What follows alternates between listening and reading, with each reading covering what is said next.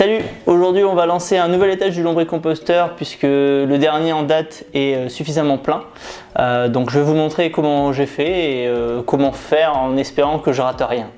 Quand le faire? Tout simplement une fois que l'étage du dessus est suffisamment rempli. Je vous montre à l'intérieur, il y a en fait un trait de niveau qui permet de savoir un peu où on en est dans l'étage. Donc on va devoir passer à l'étage suivant, mais la réalisation n'est pas spécialement complexe. Et ça demande bien évidemment un petit peu plus de temps si tu dois d'abord vider un étage. Au niveau du matos, il te faudra une pelle, une cuillère, enfin un truc qui te permet de toucher le compost sans forcément y mettre les doigts. Tu auras aussi besoin de quelques feuilles de papier journal, 2-3 pas plus. Il te faudra bien évidemment un petit peu de déchets frais pour pouvoir démarrer l'étage. Et bien entendu l'étage vide de ton lombricomposteur. Alors avant de démarrer, j'ai vérifié que dans l'étage en cours, le niveau était bien respecté. C'était pas le cas, bien entendu, je fais tout à moitié.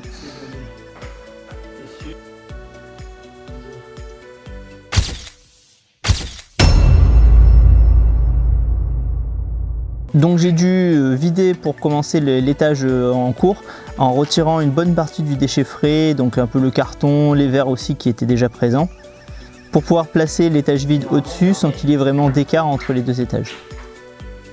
Oh yeah. Donc comme tu vois, j'avais carrément mis trop de déchets puisque ça me fait un saladier. Mais comme ça s'emboîte bien, c'est parti pour la suite. Dans un premier temps, tu vas devoir placer les quelques feuilles de papier journal au fond pour pouvoir tapisser le bas de l'étage. Ça va te permettre de structurer l'étage pour éviter que tous les déchets tombent trop rapidement dans l'étage inférieur. Ensuite, tu ajoutes les déchets frais, donc bon, pour moi c'est carrément le saladier.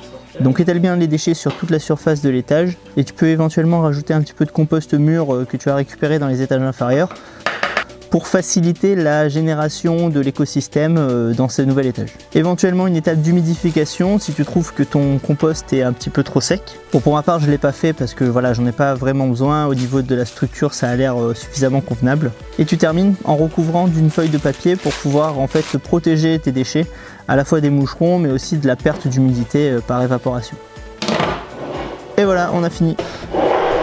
Tu peux désormais continuer à remplir ton lombricomposteur comme d'habitude.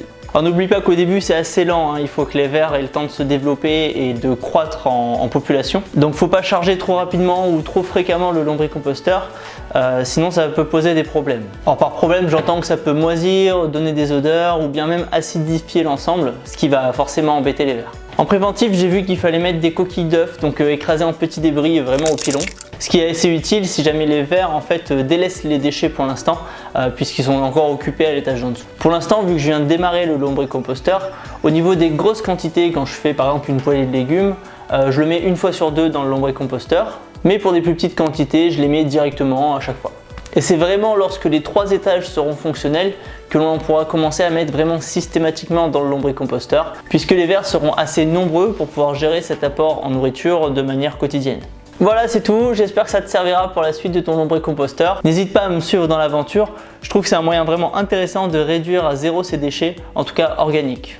Et si tu veux me suivre au quotidien, tu peux me suivre sur Instagram. J'utilise vraiment pour mettre des photos de tous les jours, que ce soit des achats en vrac, le lombricomposteur, je ne l'oublie pas bien entendu, tous les sujets qui peuvent concerner le zéro déchet, la réduction du plastique et plus globalement la réduction de son impact environnemental. Donc libre à toi de me suivre. Allez, salut!